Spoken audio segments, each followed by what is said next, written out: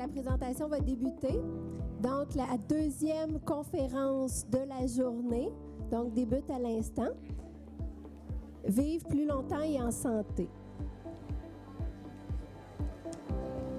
Nos habitudes de vie influencent grandement notre santé. Beaucoup d'études démontrent les bénéfices de l'exercice et de l'alimentation sur la prévention des maladies cardiovasculaires.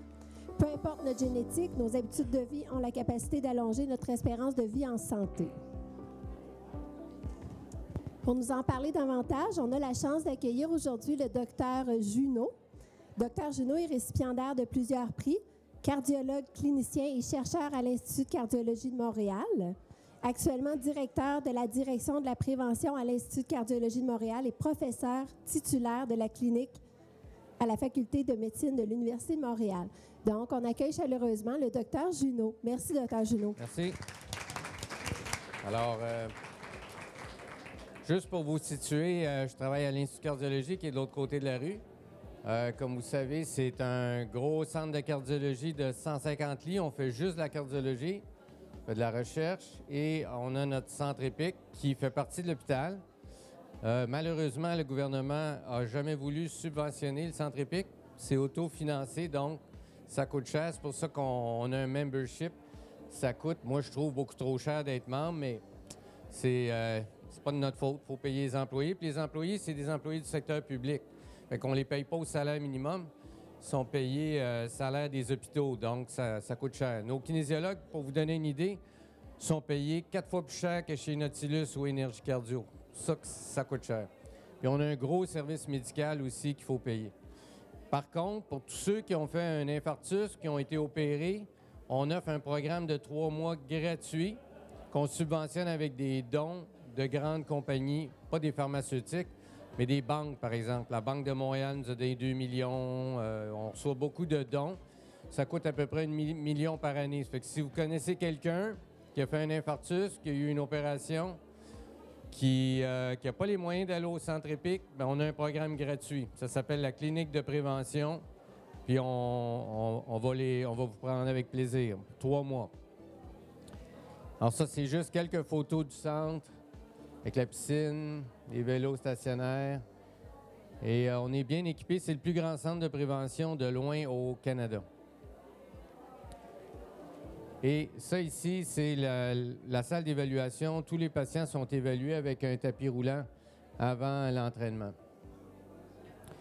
Là, je vais vous parler des maladies cardiovasculaires, mais il ne faut pas oublier que les habitudes de vie, ça prévient pas seulement les maladies cardiovasculaires, ça prévient à peu près 30 à 40 des cancers, surtout cancer du côlon, prostate, sein et poumon. Et en 2011, les Nations unies ont fait un gros sommet pour dire à tous les dirigeants de la planète, si vous ne faites rien, là, on s'en va vers un mur, parce qu'il y a 3 personnes sur 5 dans le monde en ce moment qui meurent de ces maladies-là. Cœur, poumon et cancer. Et c'est dommage parce que pour les maladies cardiovasculaires, c'est 80 évitable. Alors en ce moment, toutes les énergies sont mises sur les traitements, mais on pourrait éviter les maladies si on travaillait un petit peu en prévention. Ça ici, c'est le rapport du groupe d'économistes Cyrano en décembre 2013 qui a regardé les dépenses du gouvernement en santé. Alors si vous regardez, maintenant, là, c'est à peu près 45, presque 50 du budget de la province de Québec. Et on prévoit que d'ici 2030, ça va être 70 des dépenses. Ça veut dire qu'il n'y aurait plus d'argent pour d'autres choses. Les routes, les écoles, puis tout ça. Alors, c'est bien inquiétant. Alors, c'est pour ça qu'il faut absolument travailler en amont pour empêcher que les dépenses augmentent. Un des postes budgétaires importants, il y avait une conférence tantôt sur les médicaments. Juste les médicaments au Québec, c'est 8 milliards. Si on combine public et privé, là. Et puis moi, j'ai fait un petit calcul sur les 8 milliards. Il y en a 2 milliards, c'est pour des problèmes qu'on pourrait traiter avec les habitudes de vie. Hypertension, cholestérol, diabète de type 2, c'est 2 milliards à peu près au Québec. Les statines, il en parlait tantôt, là, c'est à peu près 400 millions. Dans la grande majorité des cas, on pourrait les éviter. De quoi on meurt dans le monde en ce moment? Du tabac et haute pression, diabète, obésité, sédentarité. Donc, encore là, des habitudes de vie. Une autre façon de le montrer, Ça, c'est les morts par tabac. Ça, c'est les morts par malbouffe et sédentarité. Si vous combinez les deux colonnes, là, ça arriverait ici. Puis regardez les drogues illégales, c'est quoi? C'est minuscule à côté. Ou les armes à feu, ou les accidents de voiture. Fait que vous voyez que les habitudes de vie, là, c'est vraiment la cause numéro 1 des grosses maladies qui nous tuent le plus. Ça, c'est l'espérance de vie dans le monde. Regardez le Canada, on va prendre les hommes, 79 ans. Un Canadien aujourd'hui peut s'attendre de vivre 79 ans. Par contre, il commence à être malade 10 ans plus tôt. Ça, c'est l'espérance de vie en santé. C'est 69 ans chez les hommes. Ça fait que ça veut dire qu'il y a 10 ans en moyenne avec une ou plusieurs maladies qui nuisent à sa qualité de vie. Alors, le but de la prévention, c'est d'essayer de, pas nécessairement de faire vivre les gens 50 plus, malades dans un foyer, mais essayer de retarder l'âge où les maladies commencent, ce qu'on appelle l'espérance de vie en santé. Alors, chez l'homme, c'est 69 ans. Regardez les femmes. L'espérance de vie, c'est 83 ans. Elles sont chanceuses, vivent quelques années de plus. Mais ils commencent à être malades à 71. Fait qu'ils ont 12 ans, eux autres. Les femmes, vous avez 12 ans avec une qualité de vie qui est moins bonne.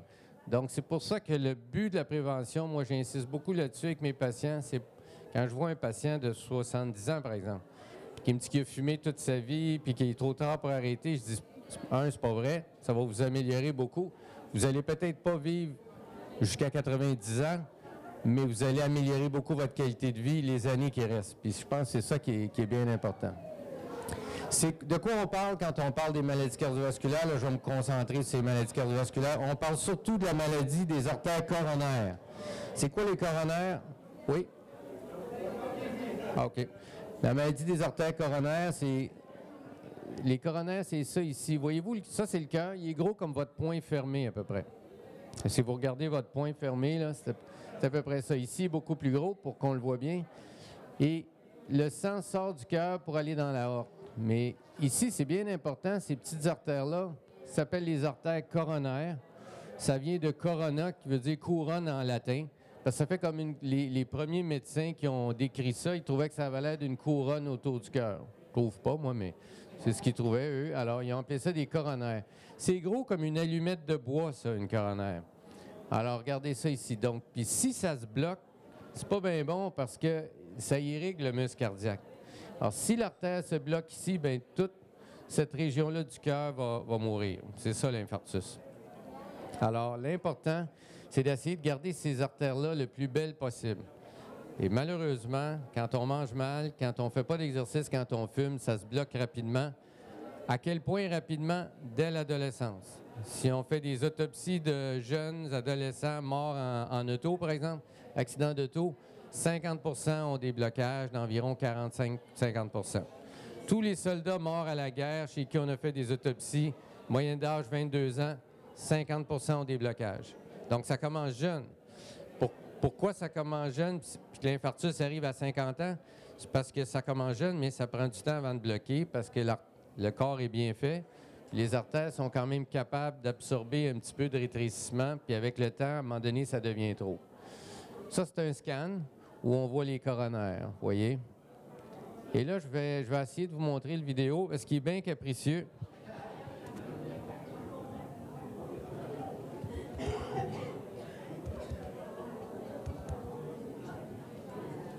Un peu lent des fois, là, mais... Bon, il est parti. Là, ce que vous allez voir, c'est l'intérieur d'une artère. Ça, c'est une artère de bébé, disons.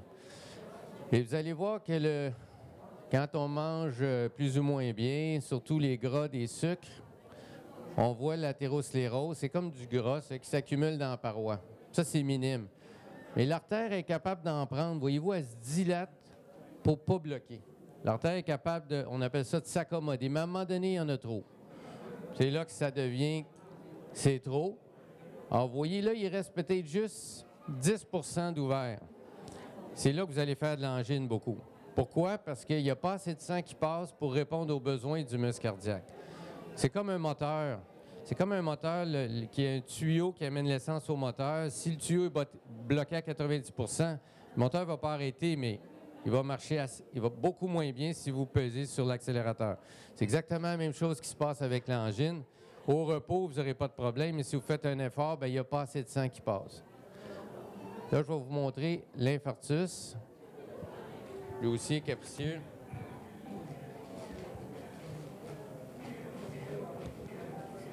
Il est parti, là. Alors, vous allez voir, ça nous a pris bien du temps à comprendre ça. On pensait que l'artère se bloquait lentement, puis à un moment donné, avec le temps, se bloquait complètement. Mais ce qui arrive, c'est que des fois, l'accumulation de gras dans la paroi, il y a une petite couche de cellules que vous voyez ici par-dessus. Ces cellules-là, s'ils deviennent inflammées, s'ils deviennent minces, ils peuvent se fissurer. Puis là, le sang vient en contact avec le gras ici. C'est ça qui va causer l'infarctus, même si l'artère n'est pas bloquée. Vous voyez, elle n'est pas bloquée complètement, là. Mais elle va le devenir, puis ça arrive d'un coup sec. Ça, je vous explique ça pourquoi?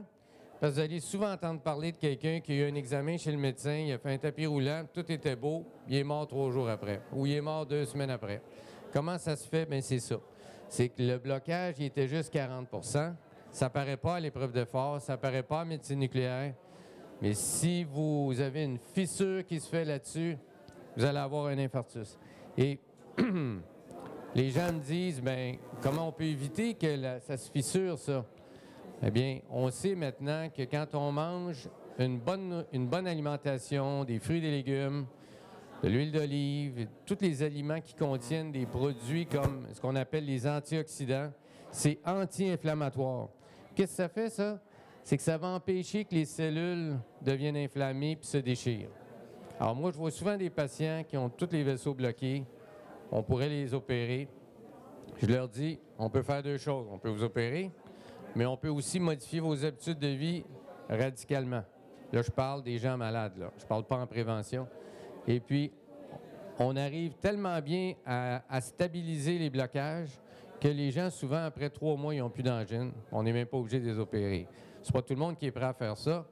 Quand je dis modifier radicalement, chez les patients qui ont les vaisseaux bloqués comme ça, moi, je leur conseille d'être carrément végétarien, puis même végétalien. Tous mes patients à qui j'ai fait ça, je les ai pas opérés. Mais malheureusement, il n'y a pas grand monde qui veut faire ça. Bien, je dis malheureusement. C'est le choix du patient. Et les patients, il y en a qui aiment mieux se faire des pontages que de changer leurs habitudes. Quand je vous disais que ça arrive chez les jeunes, ça, c'est une étude américaine qui, depuis 50 ans, les médecins font des autopsies à des gens qui meurent, surtout des enfants, d'accidents de la route, puis ils regardent les artères du cœur, puis on voit qu'entre 2 et 15 ans, il y a jusqu'à 10 % des enfants qui ont des petits blocages. Quand je parle de blocage, là, des 10-15 %, des plaques, comme on dit. Mais regardez, entre 16 et 20 ans, c'est quasiment 40 % avec les ados. Ça, c'est une étude qui date quand même un peu. Là, ce qu'on voit actuellement, c'est des ados qui ont le diabète au Québec, en Amérique du Nord aussi. Avant, quand moi j'ai fait mon cours de médecine, le diabète de type 2, ça arrivait chez les hommes de 50 ans. Maintenant, ça arrive chez les ados de 18 ans. Pourquoi? Parce qu'ils mangent trop de sucre. Ils boivent des boissons sucrées en grande quantité. C'est pas pour rien qu'on parle de taxer les boissons sucrées. Ils ont de la graisse dans le foie comme des alcooliques. Ce qu'on appelle une stéatose non alcoolique du foie. C'est qu'ils ont le foie comme un alcoolique, mais on sait qu'ils boivent très peu d'alcool. Alors, c'est vraiment catastrophique parce que 8 ans après le diabète, vous avez une maladie cardiaque. Alors, ça veut dire que les ados d'aujourd'hui, vers 30 ans, ils vont nous arriver à l'Institut. Vous avez vu l'an dernier Antoine Bertrand, l'acteur, tout le monde était surpris, 35 ans. Je n'étais pas surpris pantoute, moi. Il a une bonne obésité, un taux de taille élevé, il fume, mange mal. Puis il l'a dit d'ailleurs. Moi, j'ai fait plusieurs entrevues suite à son cas. J'ai dit que je ne voulais pas parler de lui en particulier, mais des jeunes de cet âge-là. C'est que s'il ne change pas ses habitudes de vie, M. Bertrand, j'ai expliqué je pense que c'était à 24-60, puis j'ai fait les 2 ce soir-là. Denis quelque chose, là, à TVA. Denis Lévesque. Bon. Bien, j'ai dit à Denis Lévesque, si lui, il ne change pas ses habitudes de vie, ses chances de récidive dans l'année, c'est 30 %. Fait que c'est pas des farces, là. C'est pas les pilules qui vont régler ça, là. C'est vraiment les habitudes de vie. Quand on fait un tapis roulant, qu'est-ce qu'on cherche? Juste pour votre intérêt, on cherche si le patient va avoir des douleurs ou la patiente, mais on veut regarder qu'est-ce qui arrive à l'électro pour ça qu'on appelle ça un électro à l'effort. Fait que ça, c'est un électro normal au repos, dans différentes vues. Et puis, ça, c'est la réponse normale à l'effort. Vous allez dire, c'est un peu subtil, mais ça, c'est pas normal. Ça devrait être comme ça ou comme ça. Mais il ne faut pas que ça soit comme ça ici. Ça veut dire, quand ça diminue ici, là, ça veut dire qu'il y a un blocage sur une artère. C'est l'électricité du cœur qui est changée. Et si vous avez ça, et ça, c'est un arrêt cardiaque. Quand on dit un arrêt cardiaque, c'est pas que le cœur arrête, c'est-à-dire qu'il arrête de battre, mais c'est que l'électricité devient complètement folle comme ça. Ça, c'est une tachycardie ventriculaire très, très rapide. En fait, le patient, son cœur bat plus. Si vous êtes à l'hôpital, c'est très facile à réanimer. On donne un choc, c'est fini. Vous réveillez tout de suite. Si vous êtes chez vous, ça arrive chez vous, bien, vous êtes mort, c'est sûr. La bonne nouvelle, c'est que vous ne souffrez pas. Ça prend à peu près 4-5 secondes, vous êtes inconscient. D'ailleurs, quand on réanime les patients, ils n'ont eu aucun mal. Ils disent, moi, j'ai rien vu. Ils savent pas du tout, ils ont un blackout complet de ce qui est arrivé. Ça ici, c'est une coronarographie. On est allé voir les artères d'un patient pendant un infarctus. Vous savez que c'est comme ça qu'on traite les patients maintenant. En infarctus, on les amène dans une salle de cathétérisme, puis on injecte du colorant dans les artères, puis on prend on filme en radiologie. Puis là, au bout de la flèche que vous voyez, je ne sais pas si vous voyez bien, on voit que le blanc, il ne passe pas, là. C'est le colorant ne passe pas. Pourquoi? Parce qu'il y a un gros caillot ici qui bloque l'artère. Ça fait que le patient est en infarctus. Ça fait que le traitement, ça va être de passer un petit ballonnet dans l'artère ici. Tiens, là, il passe ça, la vidéo. Voyez-vous, l'artère est bloquée ici? Elle devrait être ici, là. On devrait voir le colorant passer ici, puis c'est bloqué. Donc là, c'est un petit peu long, la vidéo, mais je vais vous l'expliquer. Ce que le médecin va faire, il va passer un petit guide en métal ici. C'est un petit peu lent, mais je ne peux pas l'accélérer. Bon. Alors, il rentre un petit guide en métal. Il monte. Voyez-vous le petit truc ici, là? Oups! Je ne sais pas si vous voyez bien, il y a de la lumière, là, mais ici, on voit le guide qui passe à travers. Alors, le médecin est passé à travers le blocage. Puis là, il va amener un ballon, puis il va le dilater. Parce qu'une fois qu'on a enlevé le caillot, on l'a ramoné un peu, on passe un ballon, puis on dilate comme il faut. Souvent, les gens me disent, mais où est-ce qu'il va le caillot? Il va aller au cerveau, c'est dangereux. Non. Il va dans le fond de l'artère. Dans le fond de l'artère, bien, il y a un filtre qu'on appelle les capillaires. Puis les caillots vont s'égrener là-dedans, puis il n'y a aucun danger d'embolie. Ça, c'est une dilatation coronarienne. Je vais vous montrer le pontage après. Alors, vous voyez, c'est comme ça qu'on traite l'infarctus aigu maintenant. Le pontage, c'est ça ici. Alors, au lieu d'aller passer un ballon dans le blocage, ici, le blocage, il est là. Ce qu'on fait, c'est qu'on prend l'artère qui va au sein, qu'on appelle l'artère mammaire, puis on la décroche du sein, qui est ici, puis on l'amène, puis on la coud ici, on la raboute, si vous voulez, de l'autre côté du blocage. C'est pour ça qu'on appelle ça un pontage. C'est un pont. Et puis, on peut prendre une veine de la jambe, en bas du genou, là. Mais ça peut être un peu plus haut aussi. Et puis, on l'accroche à l'aorte un bout, puis de l'autre côté du blocage. Fait que ça s'appelle un pontage aorto pour aorte coronarien. Fait que c'est un grand mot, mais il est bien simple, dans le fond, quand on le décortique. C'est une opération de 3 heures, puis vous êtes endormi, évidemment. Et puis, c'est 1 mois de convalescence. L'angioplastie, la dilatation, ça dure 45 minutes, 1 heure, puis vous partez le jour même ou le lendemain. Fait que c'est sûr que c'est pas la même chose. Le stent, c'est la même chose. C'est la dilatation qui est toujours accompagnée d'un stent à la fin. On met un stent pour pas que ça rebloque. Ça, c'est un pontage. Ceux qui n'aiment pas ça, voir une chirurgie, regardez pas. J'ai pas mis de son. Fait qu'on n'entend pas le bruit ici de la scie qui va ouvrir le sternum. On coupe le sternum. Vous voyez là, il a juste coupé la peau puis la graisse. Là, il prend sa scie puis il va... C'est le docteur Bouchard, là. Il ouvre le sternum. Il n'y a pas de danger de scier en dessous. Là. La scie, si elle touche quelque chose, elle va arrêter. Elle peut juste couper l'os. Là, après ça, on ouvre la poitrine. C'est pour ça que les gens ont mal dans le dos après. Parce que c'est ouvert de 10 pouces. Fait qu'imaginez, là, si on prenait vos côtes puis on fait ça de même. Là, il y a son assistant qui prélève une veine dans la jambe. ne sais pas si vous voyez bien, mais il y a très peu de sang. Ça saigne pas beaucoup, ça. À peu près 300 à 500 cc. C'est vraiment pas beaucoup. Pour ça qu'on ne transfuse pas d'habitude. Alors ça, c'est la veine. Il en a pris un grand morceau là, pour avoir 2-3 pontages. Il faut faire bien attention quand on prélève la veine, pas l'abîmer parce qu'elle va se bloquer si elle n'est pas bien prélevée. Ça, on en fait 8 par jour à l'Institut. Tiens, on voit le cœur qui bat, voyez-vous? C'est une belle chirurgie, là. C'est vraiment beau voir le cœur battre. Puis ça, c'est l'artère mammaire qui va être... Là, vous le voyez par les lunettes grossissantes du chirurgien. Mais c'est gros comme une allumette de bois, là. Regardez toutes les pinces puis tout ça. Il faut vraiment qu'il soit bon. Pour pas aussi qu'il y ait de fuite. Parce que quand on fixe l'artère avec les points, vous voyez les points qui sont mis là, là? Ça s'en va sur l'artère là. Bien, si c'est pas complètement hermétique, là, bien, le sang, il revole à 8 pieds à peu près. Il y a vraiment de la pression là-dedans. Alors, c'est sûr que quand on repart le cœur, là, le cœur est arrêté. Le cœur est arrêté, puis le sang est circulé dans une machine qu'on appelle machine à circulation extracorporelle qui oxygénise le sang puis qui le retourne au corps. Puis quand c'est fini, on repart le cœur. Puis là, on teste si c'est bien étanche. Très important.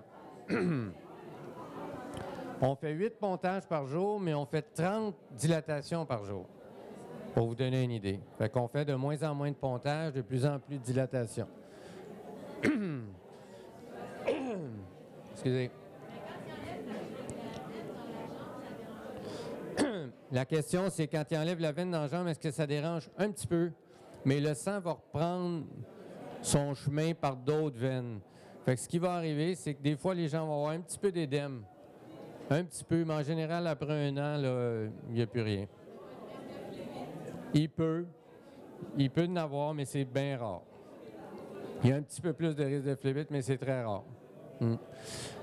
Qu'est-ce qui fait que... C'est quoi les facteurs de risque? Vous entendez souvent ça dans les médias, les facteurs de risque. Les facteurs de risque, c'est tout ce qui va aider à causer l'athérosclérose, le dépôt de gras dans les artères. Alors, c'est pas juste le gras, le sucre est très important. Si vous mangez beaucoup de sucre, surtout des sucres ajoutés, là, je ne parle pas des fruits, mais des sucres ajoutés. Là. Tout ce qui est ajouté, les boissons sucrées, tout ça, ça augmente le risque. Le tabac, ça augmente le risque de 3 fois. Le diabète, de 3 fois. L'hypertension. L'obésité abdominale, c'est quoi ça? Ça veut dire que vous pouvez avoir un homme qui a de l'air mince, qui a un poids normal, mais s'il y a une bédaine, si vous le regardez de profil puis qu'il y a une grosse bédaine, un tour de taille plus que 100 cm, ça augmente le risque de 2,5. Ça, les gens ne comprennent pas pourquoi le gras abdominal augmente le risque. Parce que le gras abdominal, c'est bizarre, mais c'est vivant, ça sécrète plein de facteurs inflammatoires qui vont attaquer les artères. Alors, l'obésité abdominale. Le stress, on pensait que ça avait... J'ai beaucoup de collègues qui pensent que le stress, c'est pas grave, ça. C'est pas vrai. Quand on regarde les études, ça augmente le risque de 2,5. C'est autant que l'hypertension. Alors, le médecin qui a fait cette étude-là, c'est un docteur Youssouf qui était à Hamilton, je le connais bien. Il ne croyait pas au stress avant cette étude-là. Ça, c'est une étude avec 29 000 personnes dans 52 pays. Puis c'est lui qui l'a dirigé. Et puis, il est tombé sur le dos quand il a vu ça. Lui, il avait fait des questionnaires de stress aux gens. Il se dit, je vais perdre mon temps, mais je le fais pareil parce que tout le monde parle de ça. Je vais l'essayer. Et ça l'a complètement transformé quand il a vu ça. Maintenant, il croit, je peux vous dire ça. Fruits et légumes, si vous mangez plus que 5 fruits et légumes par jour, vous baissez votre risque de 30 %. L'exercice, vous baissez votre risque de 30 %. Puis, pardon? 5. 5 portions de fruits et légumes. C'est pour ça qu'on parle toujours de manger vos 5 fruits et légumes par jour. 5 portions. Si vous en mangez plus, c'est encore mieux. L'alcool. Pour le cœur, c'est bon. C'est bizarre, hein? Mais tout est une question de dose. Pour un homme, on dit 2 verres par jour de vin de 3,5 onces. Pas les verres de 1 demi-litre, là. Mais un verre de vin normal, là, 1 à 2 par jour. Et puis pour les femmes, 1 verre par jour 1 à 2. Pourquoi la discrimination? C'est parce que les femmes sont plus petites en général, le poids est plus petit. Ça fait que l'alcool c'est moins dangereux. Si vous prenez plus que 2 verres par jour, qu'est-ce qui arrive? Bien, c'est que là, vous accumulez des calories d'abord. Parce que c'est très calorique, l'alcool, hein? Et l'autre chose, ça abîme le foie. Puis là, vous augmentez votre risque de cancer. Quand vous dépassez 3-4 verres par jour, vous augmentez le risque de plusieurs cancers. Oui? Le raisin? Bien, le raisin seul, c'est presque aussi bon que le vin. Mais le raisin... Excusez. Oh, j'ai dépassé. Pour les questions, à la fin, on va garder 15 minutes. Donc, vous pouvez les écrire ou les retenir. Et à la fin, on va se prendre 15 minutes pour les questions en grand groupe. Et on va prendre 30 minutes avec le docteur Junot à la fin. Est-ce que vous m'entendez? Oui, il n'y a plus de...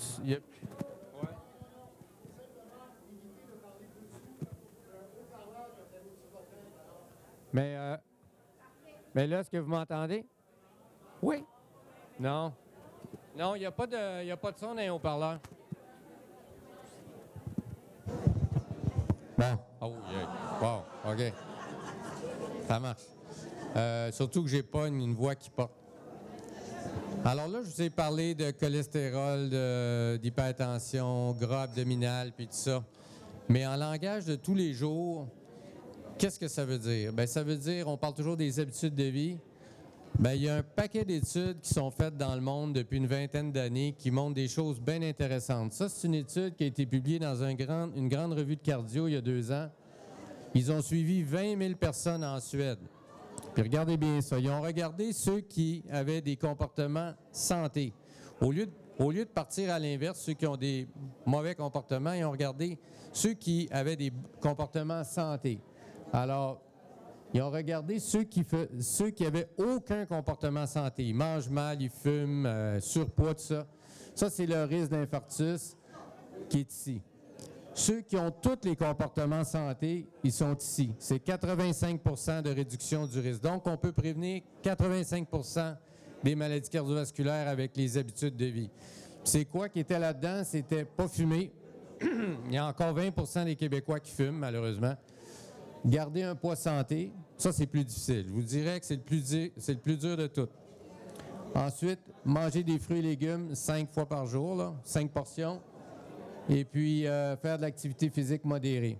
Alors, si vous faites ces 5 choses-là, vous n'avez pas besoin de pontage, vous n'avez pas besoin de bien des médicaments, vous allez éviter les maladies cardiovasculaires. Puis vous allez me dire, c'est tellement simple, tout le monde va faire ça. Savez-vous combien de monde fait ça? 3 % de la population. Alors, c'est pas étonnant qu'on soit malade. Puis, pourquoi? Bien, moi, je pense qu'il y a un paquet de facteurs. Le marketing alimentaire, le prix des médicaments. Je ne veux pas faire un discours de Amir Kadir, mais c'est clair que c'est l'industrie derrière ça. Ils poussent des aliments transformés, plein de sucre, plein de gras, plein de sel qui ne coûtent pas cher. McDo, ça coûte moins cher que du brocoli, par exemple. Alors, il y a un problème avec le coût des bons aliments qui sont très chers, puis le coût de la malbouffe qui n'est pas cher. Moi, il y a des patients qui me disent ça me coûte moins cher un 2 litres de cola que du lait ou même de l'eau embouteillée. Moi, je leur dis, prenez donc de l'eau du robinet. Ça serait bien mieux. Qu'est-ce qui arrive au Canada? Depuis 1981, les hommes ont pris 20 livres, puis les femmes ont pris 12 livres. Et nos gènes n'ont pas changé. Alors, qu'est-ce qui arrive? On mange plus. Ah, bien, je vais vous le dire tantôt. Ça ici, je veux juste revenir sur une déclaration qui a été faite il y a une dizaine d'années. Je ne sais pas si vous vous rappelez de ça, ça a circulé beaucoup dans les médias. Nos enfants vont vivre moins vieux que nous autres. Vous vous rappelez de ça?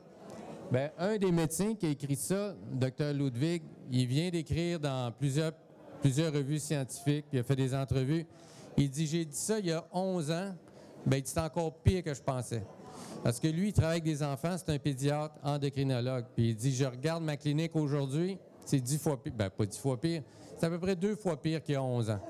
Alors, il voit de plus en plus de diabétiques. Puis comme je vous disais tantôt, un diabétique de type 2, à cause de l'obésité, qui a 18 ans, 8 ans plus tard, va commencer à avoir des blocages au niveau des artères du cœur. puis on va le voir à l'Institut à 30 ans en infarctus. Et ça, moi, c'est ce que j'appelle la deuxième vague de maladies cardiovasculaires qu'on va connaître. Je ne sais pas comment on va traiter tout ce monde-là, puis avec quel budget, là, si on ne fait rien. L'obésité chez les jeunes Québécois, ça a augmenté de 3 fois. Ça a triplé en 25 ans. Fait que c'est pas des farces. Ça, c'est la courbe d'obésité au Canada, là. Heureusement, ça ralentit un peu, mais ça continue d'augmenter. Alors, qu'est-ce qui arrive? On mange plus, des plus grosses portions, puis on mange beaucoup plus. Ça, c'est les sucres. On mange plus de sucre, on mange un petit peu moins de gras. Vous allez dire, comment ça fait? On mange moins de gras, puis on est plus malade, plus obèse. Bien, c'est parce qu'on a pensé jusqu'aux années 2000 que le sucre, c'était pas important. C'était important pour le poids puis le diabète, mais c'était pas important pour le cœur. Mais on sait maintenant que le sucre est très toxique pour les artères aussi. Et ça, pourquoi ça a pris 40 ans sans en apercevoir? Parce que le lobby du sucre, puis là, je veux pas faire ma théorie du complot, là, mais ça a été publié il y a 2 semaines dans une des plus grandes revues médicales, JAMA, qui est une grande revue médicale américaine. Le lobby du sucre a payé des chercheurs pendant 30 ans pour dire que le sucre, c'était pas important. Et j'ai tous les articles, pour ceux qui sont intéressés. C'est bien documenté maintenant. Et malheureusement, c'était des chercheurs de Harvard. Alors, c'est pas n'importe qui. Alors, moi, je dis toujours, quand vous voyez une étude, qui l'a commandité? Bien important. Si c'est des pharma, il faut mettre une bémol. Si c'est l'industrie du sucre, ou l'industrie du gras, même l'industrie du lait, il faut toujours se méfier qui a commandité. Ça, c'est l'histoire de l'humanité en nombre de générations. Il y a eu, si on prend l'Homo sapiens, qui est le plus proche parent en fait, nous, on est des Homo sapiens, c'est 6000 et quelques générations, c'est 8 % du début de l'humanité. Si on prend le début de l'humanité comme l'Homo habilis, là, et puis là, vous avez l'Homo erectus, 60 000 générations, l'Homo sapiens, 6 000 générations. La révolution industrielle, c'est 7 générations. Nous autres, là, on est pas mal issus de la révolution industrielle, les autos, les trains, tout ça. Mais regardez, la révolution de l'industrie alimentaire, c'est seulement 4 générations. C'est 0,005 % de l'histoire de l'humanité. Pourquoi je vous dis ça? C'est parce que nos gènes n'ont pas eu le temps de s'habituer. Nos gènes ont évolué depuis des millions d'années, là. Et puis là, tout à coup, depuis 50 ans, il arrive quelque chose, des aliments denses. Vous pouvez manger 1000 calories en 5 minutes aujourd'hui. Vous allez chez Dairy Queen acheter un Blizzard, c'est 1200 calories.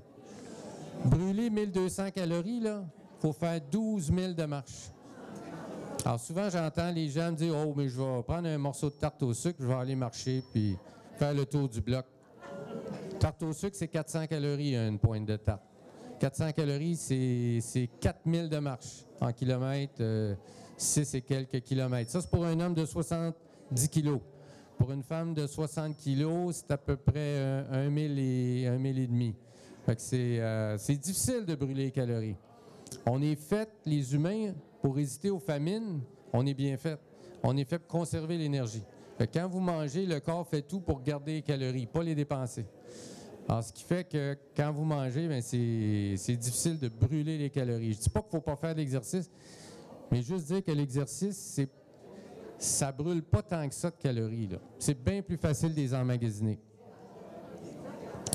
On bouge moins qu'avant. Regardez l'estimé des pas par jour. Le nombre de pas par jour. En ce moment, au Québec, aux États-Unis, on fait à peu près 5000 pas par jour, les hommes et les femmes. À peu près, en moyenne. Selon les scientifiques, c'était entre 13 et 20 000 pas par jour dans l'ère paléolithique. Mais plus proche de nous, puis on peut le mesurer. Je ne sais pas si vous connaissez les Amish. C'est une communauté américaine. Eux autres, ils refusent les progrès technologiques, pas d'auto, ils labourent les champs là, manuels et tout. Bien, les Amish font à peu près 18 000 pas par jour. Alors, c'est probablement ça qu'on devrait faire, mais c'est beaucoup, là. Mais c'est pour ça qu'on dit on vise au moins 10 000 pas par jour. 10 000 pas par jour, bien, c'est, pour vous donner une idée, c'est en plus de vos activités régulières, de vous promener un peu, bien, 30 minutes de marche. Rajoutez à ça, vous allez avoir vos 10 000 pas. C'est pour ça qu'on parle toujours de 30 minutes de marche. Je reviens aux aliments. Qu'est-ce qui s'est passé depuis 25 ans? Regardez, ça, c'est l'augmentation des sucreries, des pizzas, c'est 400 %. Ça, chez les enfants et les ados depuis 25 ans. Les bonbons, 300 %. Les végétaux, les légumes, ça a baissé d'à peu près 40 % depuis 20 ans. Probablement à cause du prix puis du marketing de la malbouffe. Le seul légume qui a augmenté depuis 20 ans, c'est les frites. Ici, vous voyez ici, ça a pas mal augmenté. Ça, c'est les dépenses en marketing, puis ça date déjà de 10 ans, cette diapo-là. Puis c'est juste les 10 plus grandes chaînes américaines, c'était 2 milliards il y a 10 ans. C'est à peu près 3 milliards maintenant. Alors, ils ont vraiment de l'argent. Quand vous regardez les campagnes de prévention au Québec, on parle d'1 million, 1,5 million par année. Et c'est contre des milliards et des milliards en marketing. Il y a une professeure de l'Université du Québec qui a étudié le marketing alimentaire, la publicité aux enfants à la télé au Québec, Dr Renaud. Puis ce qu'elle a vu, c'est qu'en moyenne, les enfants sont exposés à 40 000 messages publicitaires. Là-dessus, il y en a 30 000, c'est sur de la malbouffe. Puis le pire, c'est qu'il y a une loi qui interdit la pub aux enfants. Alors, quand on demande au gouvernement comment ça fait que ça se fait, bien, c'est parce qu'ils n'ont pas de plainte, il y a juste sur les plaintes.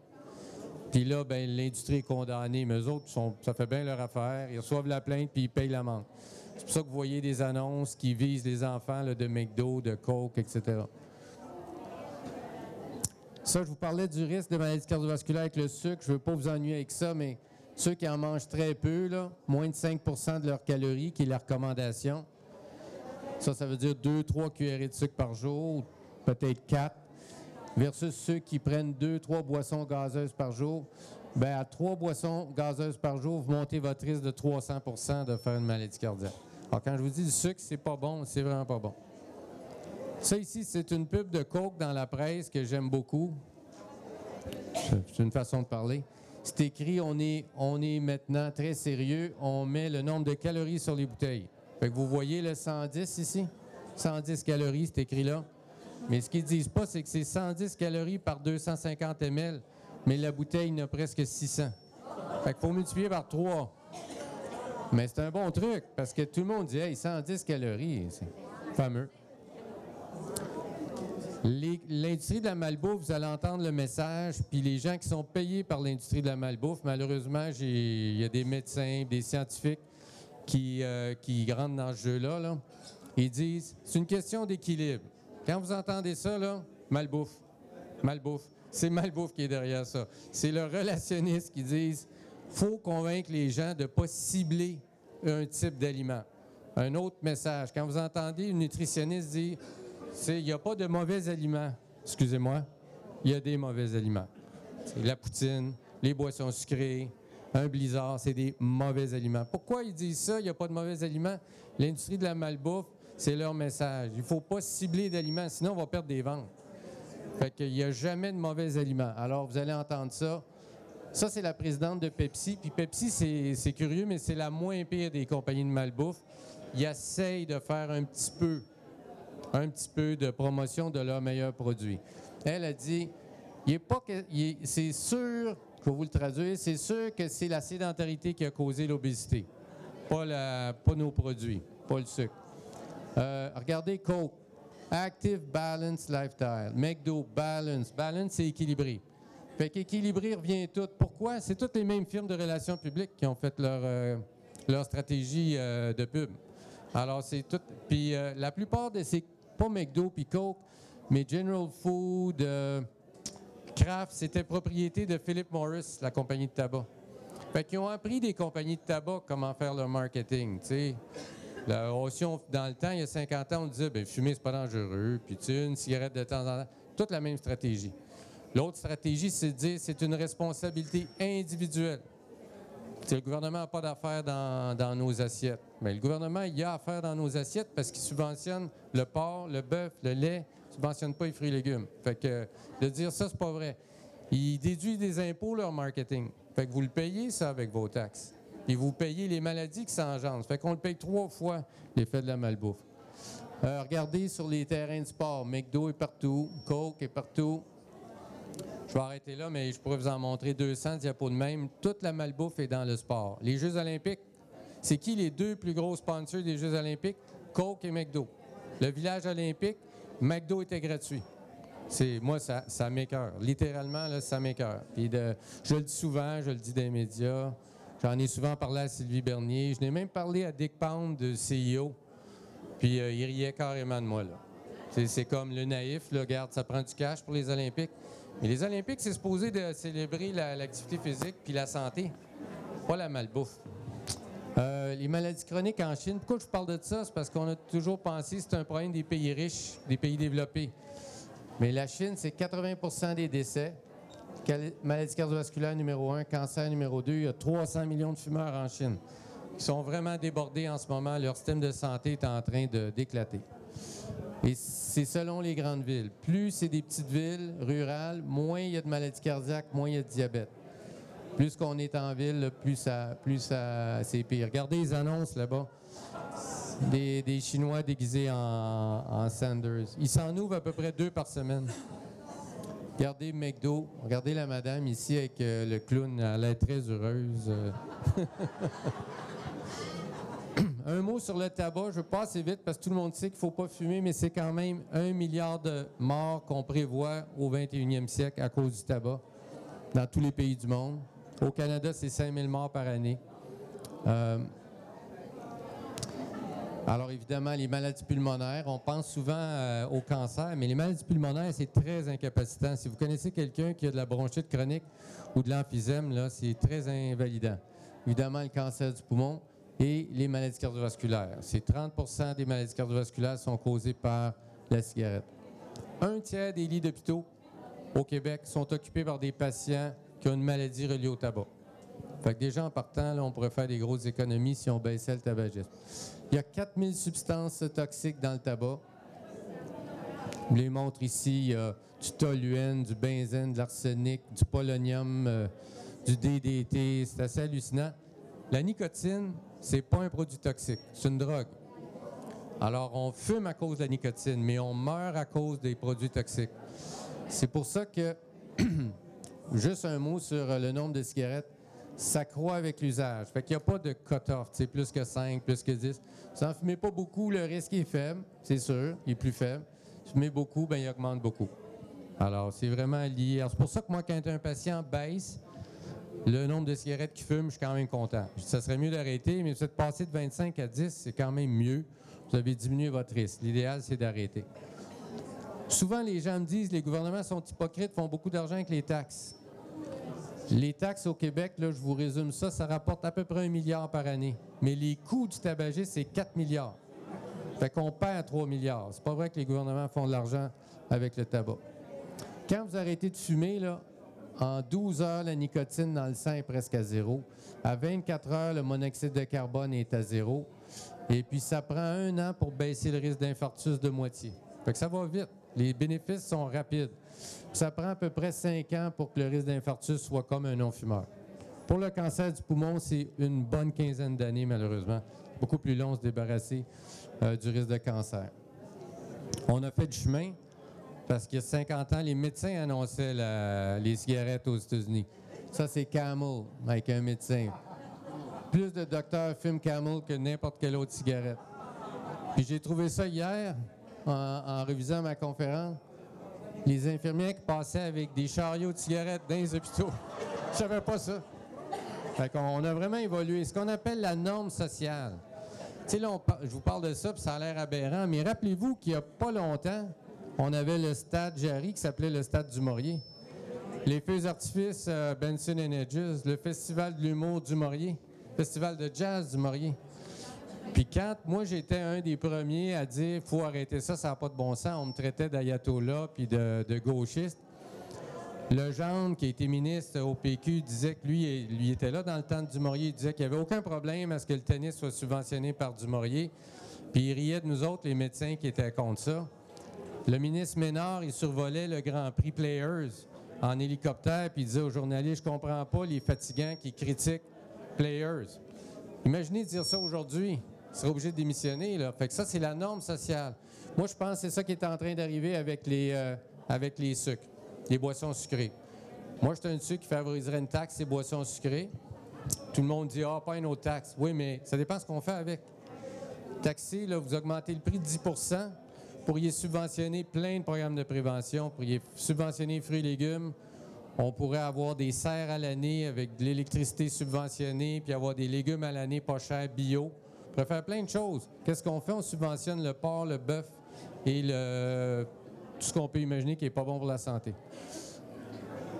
La cigarette électronique, un mot, ça fait toujours réagir quand je dis que je suis pour ça. Ce qui est mauvais dans le tabac, vous l'avez vu, c'est 4000 produits toxiques. La nicotine n'est pas toxique en soi. Évidemment, si vous en buvez, c'est très dangereux. Mais c'est pas ça qui donne le cancer ou les maladies cardiaques. La nicotine, elle vous accroche. Alors, si vous prenez une cigarette électronique, malheureusement, c'est pas réglementé encore. Quand ça va l'être, vous allez être sûr de ce qu'il y a dedans. Mais s'il y a juste de la nicotine puis du propylène glycol qui fait la vapeur, là, puis des saveurs, bien, c'est vraiment pas toxique. C'est 5 % de la toxicité d'une cigarette. Fait que c'est 95 % moins toxique. Alors moi, j'aime mieux que mon patient qui fume prenne la cigarette électronique, diminue son risque de 95 %. C'est pas zéro. Mais j'ai beaucoup de collègues en santé publique qui aiment vraiment pas ma position. Des cigarettes électroniques, c'est une gamique pour faire fumer les jeunes. Quand on regarde les chiffres, le tabagisme n'arrête pas de baisser chez les jeunes, même au Québec. En Angleterre, il y a presque plus d'ados qui fument. Ils prennent la cigarette électronique comme tous les ados veulent essayer de la drogue, des cigarettes électroniques. Ils tombent plus dans le tabac maintenant, ils prennent la cigarette électronique. 2-3 ans après, ils se tannent puis arrêtent. C'est ce qu'on voit en France et en Angleterre depuis 7-8 ans. Je ne vois pas pourquoi on serait différent des Européens. Les Anglais d'Angleterre, ils ont même la santé publique en Angleterre le recommande depuis 1 an, très fortement. Puis le Collège royal des médecins britanniques, c'est pas un organisme d'excité, là, je les connais. Ils recommandent à leurs médecins d'utiliser la cigarette électronique comme outil pour arrêter de fumer. On s'entend, là, pas le recommander à tout le monde pour s'amuser. Il reste combien de temps? OK. Je vais juste aller vite sur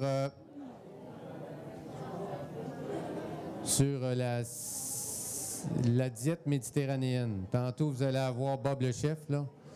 Mais je vais vous montrer c'est quoi la diète méditerranéenne, pourquoi c'est si bon que ça. Parce qu'on s'est aperçu que si vous regardez les maladies cardiovasculaires ici, puis le cholestérol, plus le cholestérol est élevé, dans nos pays à nous, plus la mortalité augmente. C'est pour ça qu'on est anti-cholestérol, si on veut. Mais au Japon puis en Europe méditerranéenne, il n'y a pas de lien entre le cholestérol puis la mortalité cardiovasculaire. Pourquoi? Parce qu'ils mangent méditerranéen. Ça les protège. Alors, c'est quoi l'alimentation méditerranéenne? Bien, la base, c'est des produits céréaliers à grains entiers. Donc, riz brun, pain brun, etc., pâte brune. Des fruits, des légumes. Et très important, la majorité des protéines, elle ne vient pas de la viande. Elle vient des légumineuses et des noix. Alors, la plupart des pays du monde où les gens vivent très vieux et en santé, très important, leur source principale de protéines, c'est les légumineuses. Puis la beauté, ça ne coûte rien. Là, les gens disent, oui, mais ça donne du ballonnement, des gaz. On s'habitue très vite, c'est quelques jours. Il faut les rincer avant, là, il y a des trucs. Mais c'est dans presque tous les pays du monde où on vit, en fait, tous les pays du monde où on vit vraiment âgé, en bonne santé, c'est la base des protéines. L'huile d'olive et le canola comme gras, c'est les meilleurs gras. Il y a des gens qui n'aiment pas beaucoup canola parce qu'il y a des OGM dedans.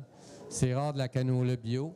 L'huile d'olive, c'est très anti-inflammatoire. Ça prévient beaucoup de problèmes de santé. Produits laitiers maigres, ici. Les poissons, les volailles, des viandes rouges le moins souvent possible. La charcuterie à éviter idéalement parce que c'est plein de nitrites. C'est cancérigène. Les œufs sont en haut ici, 1 à 2 fois par semaine. Puis les desserts, en Méditerranée, il n'y en a pas vraiment. Les gens vont manger un fruit.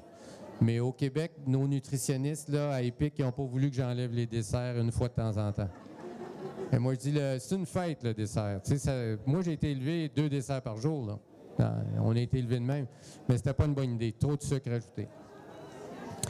Et juste un dernier mot sur la viande. Ça, c'est en portion du nombre de grammes de viande rouge mangée, la mortalité. Alors, vous voyez qu'il y a un lien, malheureusement, entre les viandes rouges et la mortalité. Alors, moi, je conseille à mes patients vraiment de diminuer la viande rouge, peut-être 1 fois par semaine, plus du poulet, des poissons. Et puis, charcuterie, c'est vraiment la pire des viandes. Fait que c'est pour ça que, autant pour le cœur que pour les cancers. Les végétariens, ceux qui s'intéressent, ils vivent en moyenne 8 années plus vieux aux États-Unis. Pourquoi on sait ça? Il y a une ville aux États-Unis, c'est quasiment tous des végétariens, c'est Loma Linda en Californie. C'est des adventistes qui vivent là, c'est dans leur religion. Et ils mangent végétarien, mais ils ne fument pas non plus. Et ils ont une moyenne, une espérance de vie 8 ans de plus. Et si vous regardez le Japon, Okinawa, Okinawa, c'est une île au Japon. Le Japon, au total, puis les États-Unis. Regardez la maladie cardiaque chez les hommes aux États-Unis, au Japon, puis à Okinawa. C'est énormément plus bas à Okinawa. Pourquoi? À Okinawa, ils mangent, comme je vous ai dit, exactement comme les Méditerranéens. Très peu de viande rouge, beaucoup de protéines végétales. Regardez les femmes, c'est encore mieux. C'est là pour les femmes à Okinawa, au Japon, puis aux États-Unis. Regardez le cancer du côlon, États-Unis, Okinawa, c'est la moitié. Chez les femmes, c'est même pas la moitié, c'est le tiers. Cancer de la prostate, il n'y en a quasiment pas à Okinawa. Alors, c'est vraiment un cancer qui est lié aux habitudes de vie. Regardez, 4 versus 28 aux États-Unis. Et regardez le cancer du sein à Okinawa, il n'y en a quasiment pas. Alors, je ne sais pas combien de temps ça va prendre au système de santé pour comprendre ça, là. Pas besoin de faire de la grande recherche puis dépenser des centaines de millions. Les habitudes de vie, c'est vraiment la clé. Ça, c'est la diète à Okinawa qui ressemble beaucoup à l'alimentation méditerranéenne. Puis avant de finir, je voudrais juste vous montrer, ça, c'est les télomères. Ça, c'est dans nos gènes, dans nos chromosomes. Tout notre matériel génétique est contenu dans les chromosomes ici. Au bout, en blanc, c'est ce qu'on appelle les télomères. C'est des petits capuchons qui maintiennent l'intégrité du matériel génétique. Puis plus ça raccourcit, plus on meurt vite. Fait que les scientifiques, là, en génétique, peuvent prendre les chromosomes, regarder les télomères, puis dire « Oh, il ne vivra pas bien vieux, lui. » Ou bien non, lui, il va vivre encore 20 ans. Donc, la longueur des télomères, c'est très important. C'est très nouveau qu'on connaisse ça, là. Ça fait 4-5 ans.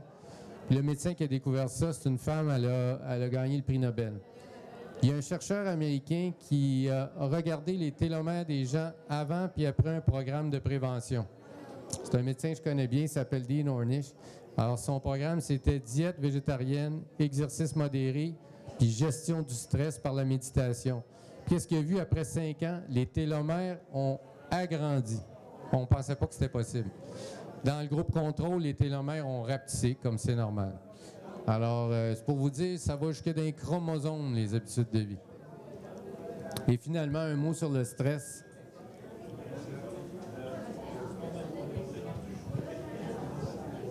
C'est des diapos que Mathieu Ricard, le moine bouddhiste, m'a donné. Ils ont mis des moines dans des résonances magnétiques, puis ont regardé leur cerveau. Ça, c'est Mathieu Ricard. Et puis, on voit que la zone préfrontale gauche, ça, c'est la zone quand on est heureux. Et chez un individu moyen, là, c'est comme le petit point jaune. Mais chez eux, là, c'est gros de même. C'est comme 20-30 fois plus gros. Et puis, en 8 semaines, vous pouvez vous entraîner à grossir, si on veut, cette zone-là par la méditation. Là, je n'ai pas le temps de vous parler de méditation, mais vous pouvez aller sur Internet, il y a plein de sites maintenant. Mais c'est pour vous dire, nous, on croit à ça. Et puis, depuis une quinzaine d'années, on offre des programmes de gestion du stress par la méditation. Ça fait que puis c'est bon pour l'anxiété, la pression, etc. Ça fait que je vais arrêter ici pour avoir le temps de prendre des questions.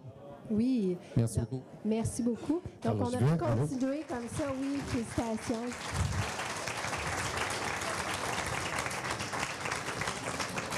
Donc, Daniel va se promener dans la salle, lever la main pour les questions. Si on n'a pas le temps de prendre toutes les questions, évidemment, M. Junot, Dr Junot va rester 30 minutes de plus à la cantine. Alors, moi, j'ai une sœur, là, qui son médecin de famille lui a prescrit des statines. Oui. Je vois pas la personne. Ah, elle est là. OK, excusez. Oui. Le médecin de famille lui a prescrit des statines.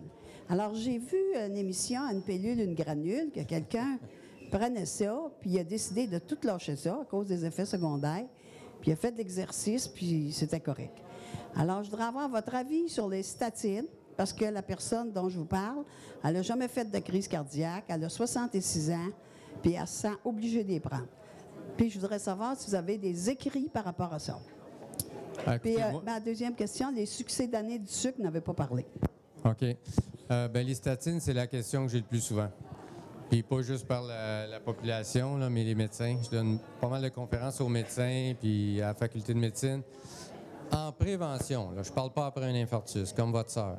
OK? L'efficacité des statines en chiffre absolu, c'est 1 Fait qu'il faut traiter 100 personnes pour en sauver une. Quand je dis sauver, c'est pas sauver de la mort, sauver un infarctus. Donc, vous allez dire, bien, comment ça se fait que c'est 1 efficace? C'est pas ça que mon médecin m'a dit. Pourquoi votre médecin vous a dit ça? Parce qu'il utilise les chiffres de l'industrie. L'industrie dit c'est 36 la baisse de risque. Où est-ce qu'ils prennent? Comment ça fait qu'il y a une différence entre 1 et 36? Bien, ce qu'ils font, c'est qu'ils regardent le nombre d'accidents cardiaques qui est arrivé dans leurs études aux gens qui prenaient pas de statine.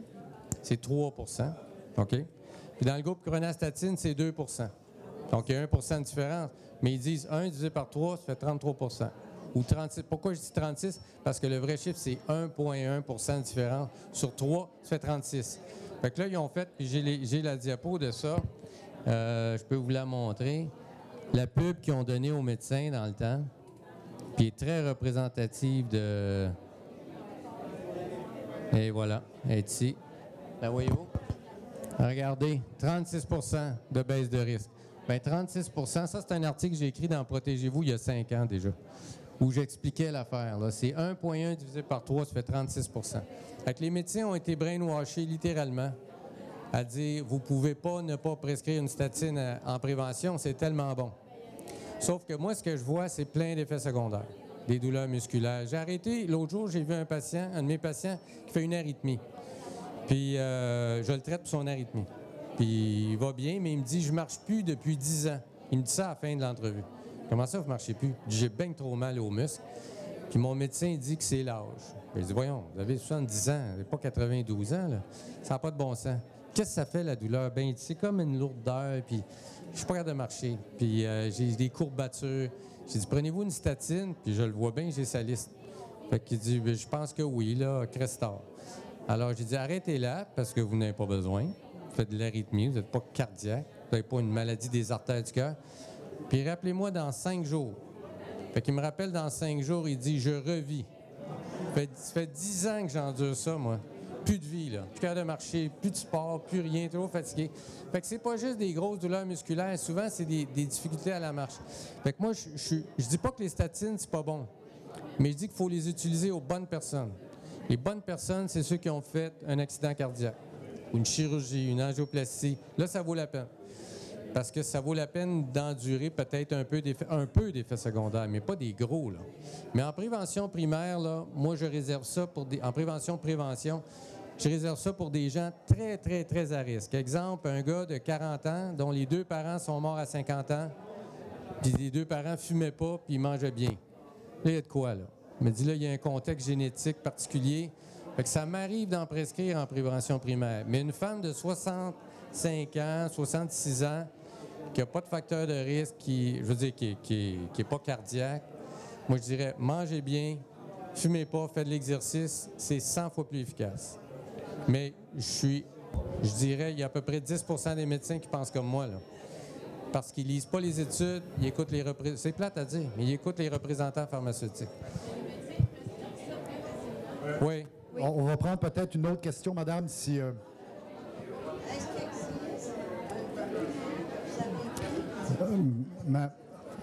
Oui. Oui. Je pense sur... OK. 2 choses. Premièrement, j'ai écrit un livre. Il sort en février, puis j'ai un chapitre complet, c'est statine. Mais ce ne sera pas avant février. Mais c'est tout expliqué. Toutes les études sont là. J'ai tout mis. OK? Bien, sur mon blog, si vous allez centrepic.org, blog Dr Martin Junot, vous faites sur Internet, blog Martin Junot, j'ai un blog sur les statines. Vous allez le trouver facilement. Est-ce que je peux me permettre de vous arrêter sur ce sujet-là, comme vous aurez l'occasion d'en discuter une demi-heure après, juste pour passer à une autre question? Ça vous va? Oui, madame, je veux juste passer à différentes questions. Un dernier point pour tout le monde. L'INES, qui est l'organisme gouvernemental qui conseille le ministère de la Santé, je suis consultant sur l'INES, on a produit un document qui va sortir d'ici 1 mois. Ça va être publicisé. Position de l'INES sur les statines. INESS. Ouais. J'ai une autre question ici. Bonjour. J'aimerais savoir la définition d'exercice modéré qui permet de réduire les risques des maladies cardiovasculaires. Okay. L'exercice modéré, on va dire que c'est l'équivalent de la marche. Alors, par exemple, de la course, c'est considéré exercice vigoureux. De la marche très lente, si vous parlez, vous regardez partout, ça, c'est l'exercice léger. L'exercice modéré, c'est un exercice qui vous essouffle un petit peu, mais vous êtes encore capable de parler avec votre voisin si vous marchez. C'est le test de la parole. Fait que si vous êtes capable de parler sans problème, puis vous marchez d'un bon pas, c'est de l'exercice modéré. Si vous ne pouvez plus parler parce que vous êtes essoufflé, vous êtes au bout de ça, c'est l'exercice commence à être vigoureux. Bien, on dit idéalement 4 fois 30 minutes, mais pas idéalement. Idéalement, c'est 30 minutes par jour. Mais n'importe quoi va être mieux que d'être sédentaire. Il y a une grande étude à Taïwan sur 400 000 personnes qui a regardé 15 minutes par jour de marche. Puis ça baissait la mortalité de 14 %. Fait que même 15 minutes de marche par jour, c'est très bon. Souvent, les gens me disent « j'ai pas le temps ». Mais les Canadiens passent en moyenne devant la télé, savez-vous combien? 28 heures par semaine, 4 heures par jour. Ça, c'est les chiffres du CRTC. Fait qu'on l'a le temps. On va passer à une dernière question. Donc, Daniel se déplace dans la salle.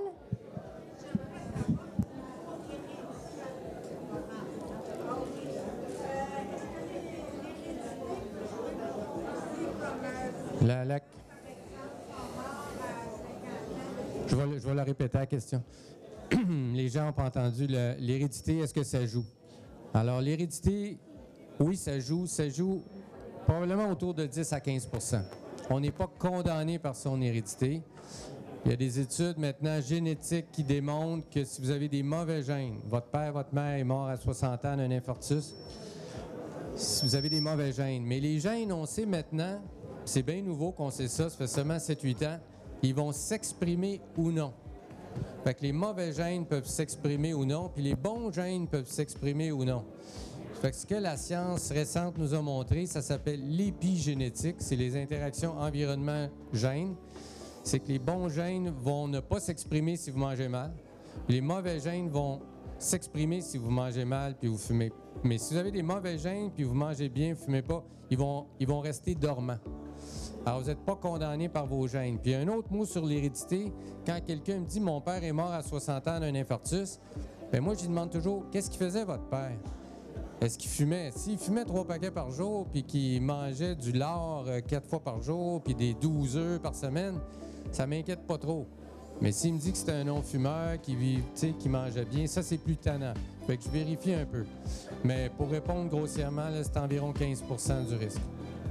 Merci beaucoup, Dr Junot. Malheureusement, on ne peut pas prendre d'autres mains. Donc, merci pour votre présence pour cette belle conférence. Donc, le Dr Junot va être disponible à la cantine qui va être située au bout du corridor ici.